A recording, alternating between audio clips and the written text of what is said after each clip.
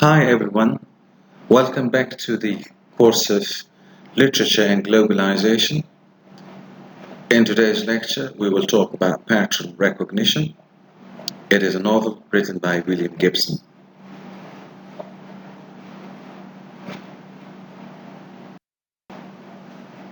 Introduction.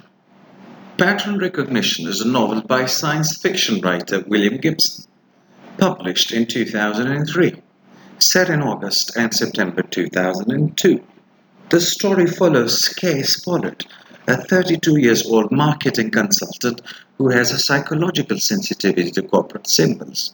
The action takes place in London, Tokyo, and Moscow, as Case judges the effectiveness of a proposed corporate symbol and is hired to seek the creators of film clips anonymously posted to the internet.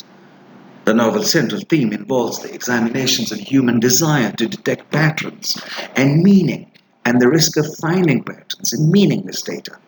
Other themes including methods of interpretation of history, cultural familiarity with brand names, and tensions between art and commercialization. The September 11, 2000 texts are used as a motif representing the transition to new century.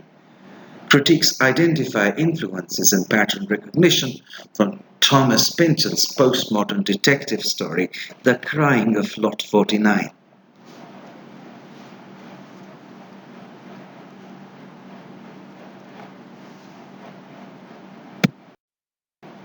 Pattern Recognition is Gibson's eighth novel, and his first one to be set in the contemporary world.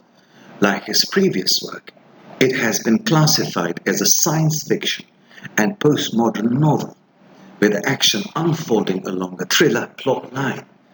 Critics approved of the writing but found the plot unoriginal and some of the language distracting. The book peaked at the number 4 on the New York Times bestseller list, was nominated for 2003 British Science Fiction Association Award, and was shortlisted for 2004 Arthur C. Clarke Award and Locus Awards.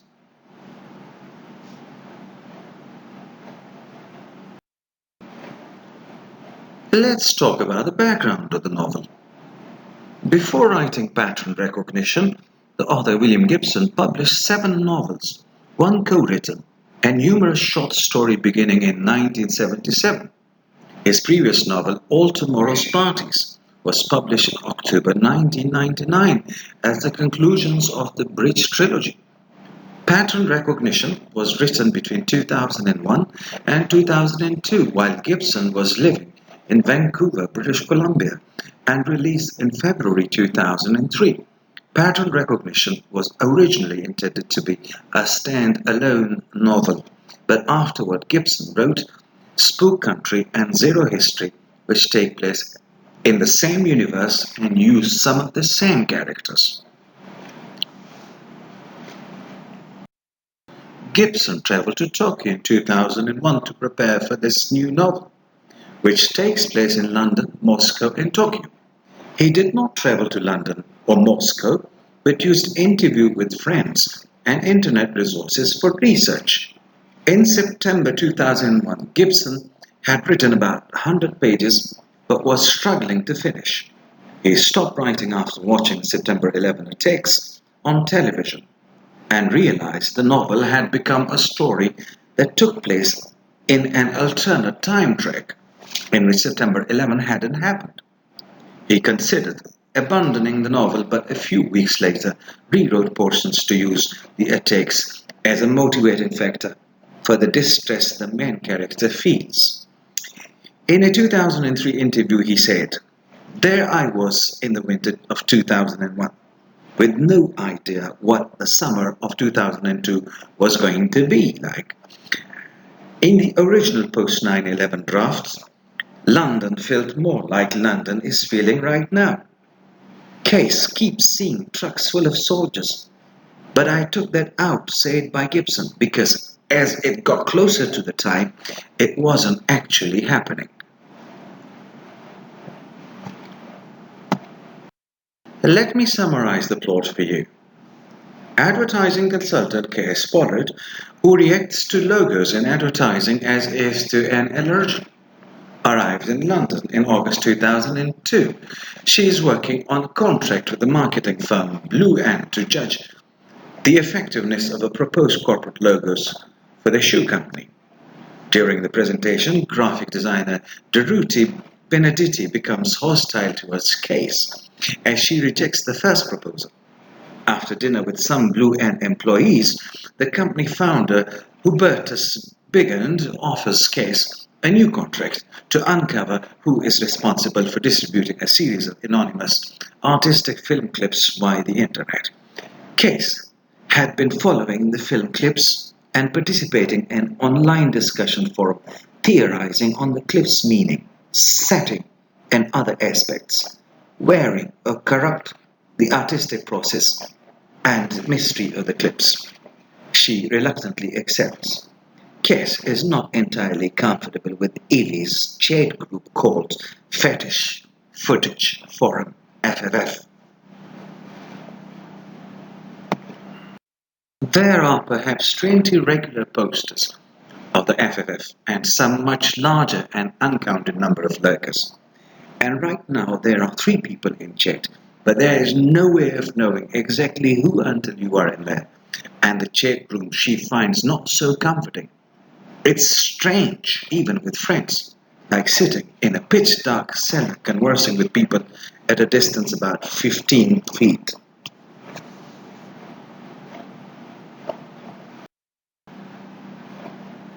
A friend from the discussion group who uses the handle Parkerboy privately emails her saying a friend of a friend has discovered an eclipsed watermark on one clip.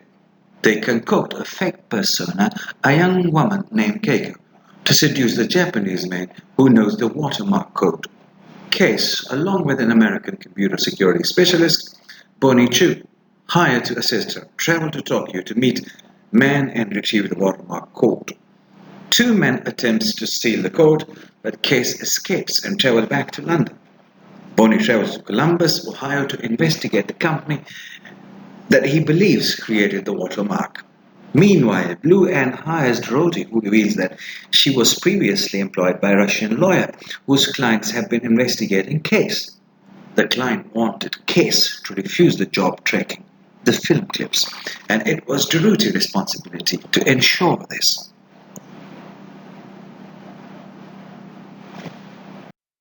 Through a completely random encounter, Case meets Whitek and Nagumi, the farmer and artist using old ZX81 microcomputers as a sculpted medium.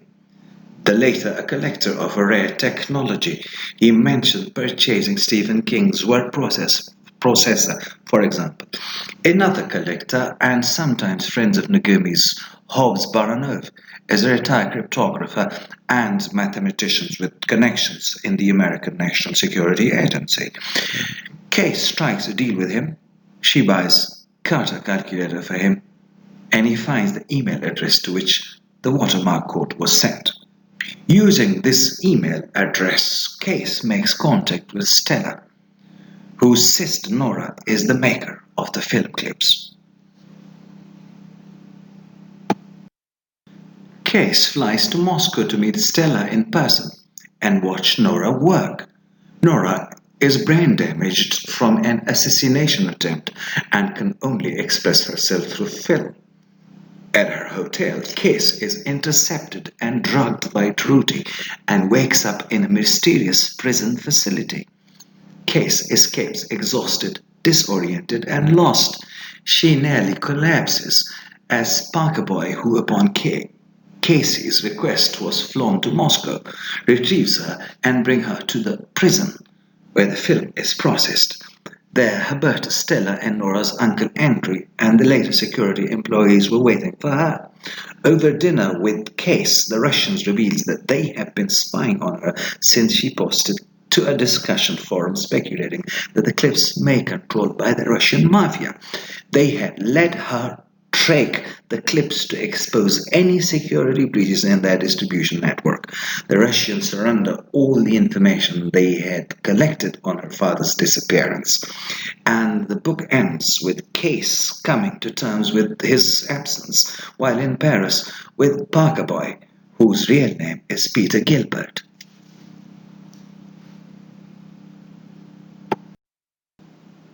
Let me talk about the characters of the novel.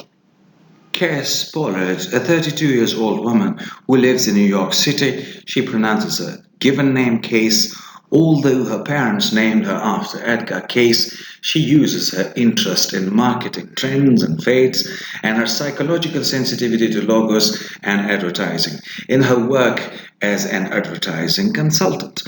Her sensitivity becomes a phobia towards all the corporate mascots, especially the Michelin Man. She wears only black, grey, or white, usually Fruit of the Loom, shrunken cotton t-shirt, all tags removed, with Levis jeans, with the trademark filled off the buttons, or skirts, tights, boots, as well as black Buzz Rixson MA1 bomber jacket.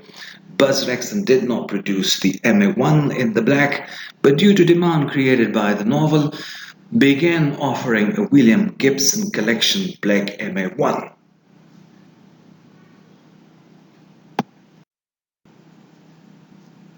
Hubertus Bigott, the 35-year-old founder of advertising agency Blue Ant. He was born in Belgium but educated at a British boarding school and at a Harvard University. Dorothy Benedetti, the representative of the graphic design company, she has a background in industrial espionage and is secretly hired to encourage Case to leave London without accepting Bigott's offer to check the film clips. Bernard Stonestreet, a representative of the advertising agency Blue Ant. Parker Boy. Another name for him is Peter Gilbert, Casey's friend from the online discussion forum. He lives in Chicago and describes himself as a middle-aged white guy since 1967. Bon Chu, a Chinese American living in Washington state but raised in Oklahoma. He had a failed startup company specializing in security.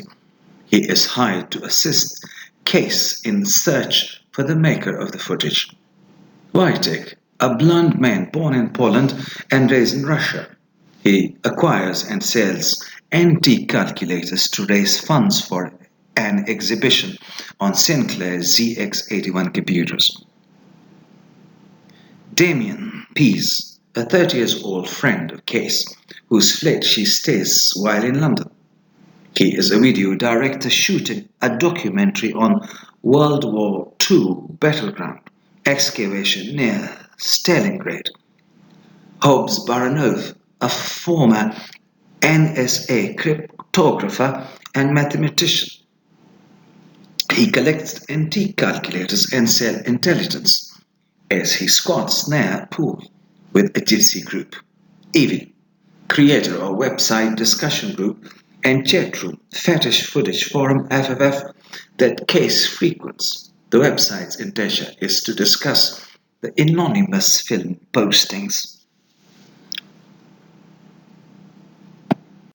Let me talk about the style and story elements in the novel. The novel uses a third-person narrative in the present tense, with a sober tone reminiscent of a low-level post-apocalypticism. Case's memories of the September 11, 2001 attacks, which briefly uses the future tense, are told by Gibson as a Benjaminian seed of time. As one other reviewer calls it, because of the monistic and lyrical descriptions of Case's relationships to objects with the attacks in the background. Two neologisms appears in the novel, gender bait and mirror world.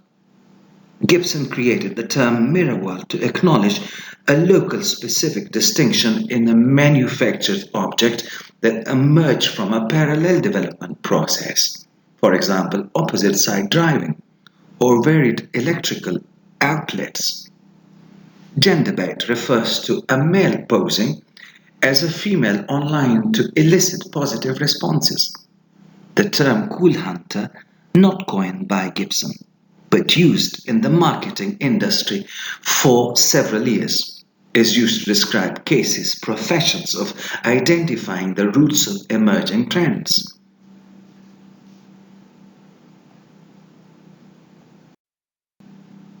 The September 11, 2001 attacks are used as a motive representing a break with the past with Kay's father, who disappears during the attacks. As the personifications of 20th century, Gibson viewed the attacks as a nodal point after which nothing is really the same.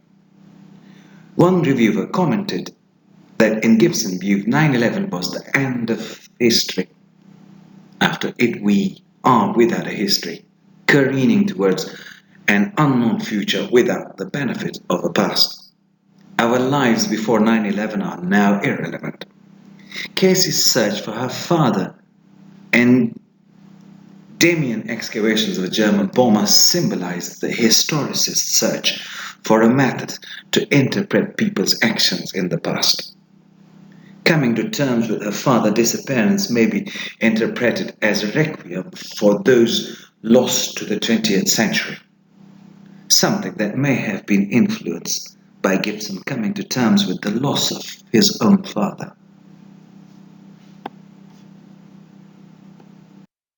The film clips are a motive used to enhance the theme of the desire to find meaning or detect patterns. They are released over the internet and gain a cult following, in the same way that the Lonely Girls 15 video blog gained an international following in 2006. Corporate interest in the footage is aroused by its originality and global distribution methods. The characters debate whether the anonymous clips are part of a complete narrative or a work in progress, and when or where they are shot. This enigmatic nature of footage is said to metaphorically represent the nature of confusing and uncertain post 9/11 future. Author Dennis Danver has remarked that the footage being edited down to a single frame is like the world compressed into a single novel. The footage released freely to a global audience with a lack of time or place indicators has also been contrasted to the pattern recognition, written under a contract for a large corporation and which uses liminal name, dropping that definitively sets it in London, Tokyo, Moscow in 2002.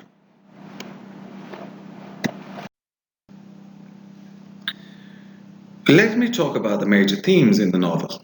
The central theme throughout the novel involves the natural human tendency to search for meaning, with the constant risk of epiphania. Followers of the seemingly random clips seeks connections and meaningfulness in them, but are revealed to be victims of epiphania, as the clips are just edited surveillance camera footage. Likewise, Casey's mother turns to investigating electronic voice phenomena after Casey's father disappears.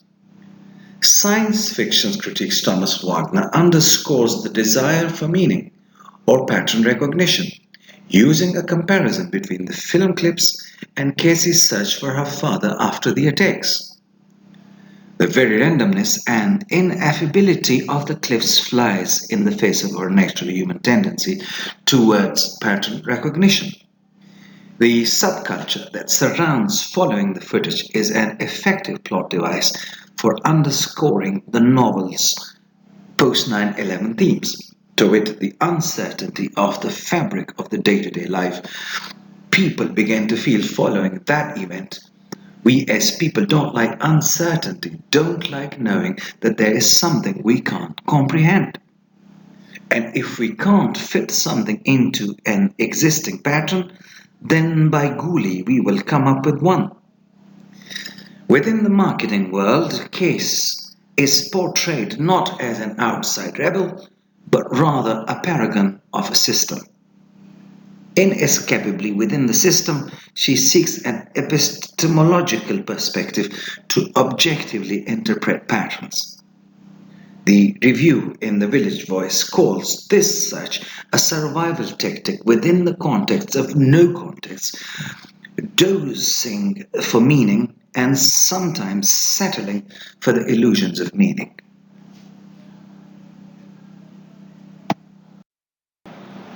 Memory of history is another theme in the novel.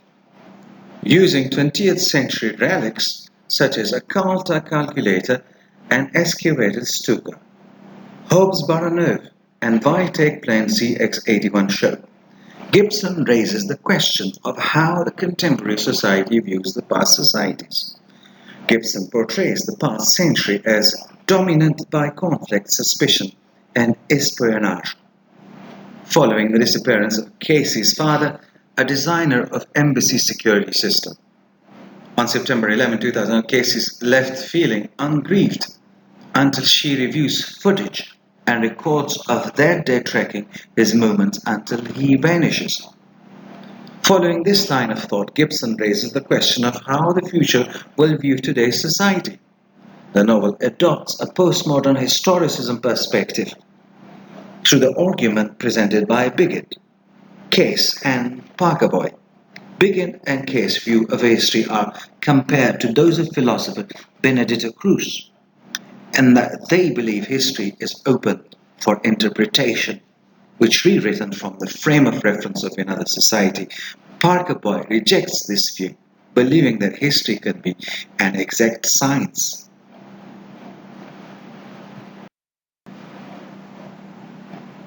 Originality and monoculture is another theme in the novel. The book explores a tension between originality and monoculture by focusing on the artist's relationship with the commercialized world and its marketing of free art and consumer products. Critic Lisa Zadna argues that artists' loyalty and love involved with the creating originality counters. Bigon's assertion that everything is a reflection of something else, and that the creative process no longer rests with the individuals. Commercialism is portrayed as a monoculture that assimilates originality. The Tommy Hilfiger brand is used as an example. Simulacra of simulacra of simulacra, a dilute tincture of Raphael Lauren, who had himself diluted the glory days of Brooks Brothers, who themselves had stepped on the product of Jermyn Street and Savile Row. There must be some Tommy Hilfiger event horizon beyond which it is impossible to be more derivative, more removed from the source, more devoid of soul.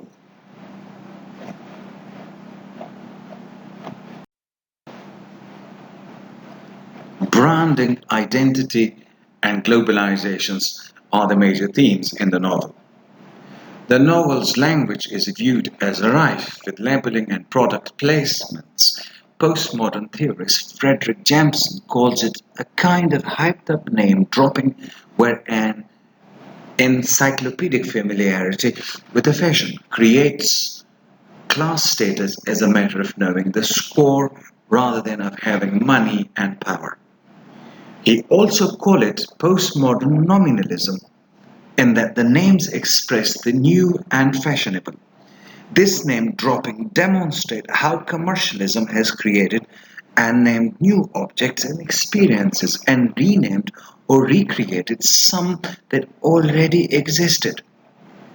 This naming includes nationality. There are 8 references to nationalities or locality in the first 3 pages. Zadna wrote that the novel's new century is unsettlingly transitional, making it difficult to maintain an individual identity.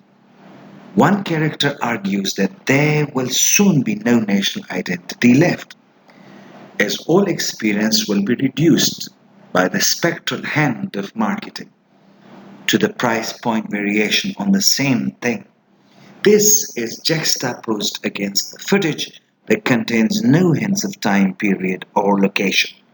Globalization is represented by characters of varying nationalities, ease of international travel, portable instant communication, and commercial monoculture recognizable across international markets.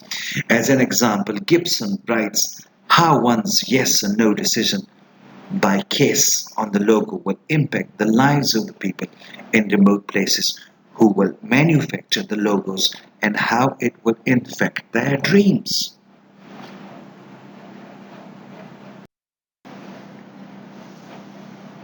Let me give you some assignment in the end. Question 1. Write a scholarly essay on the novel. Question 2. Critically evaluate the major themes of the novel.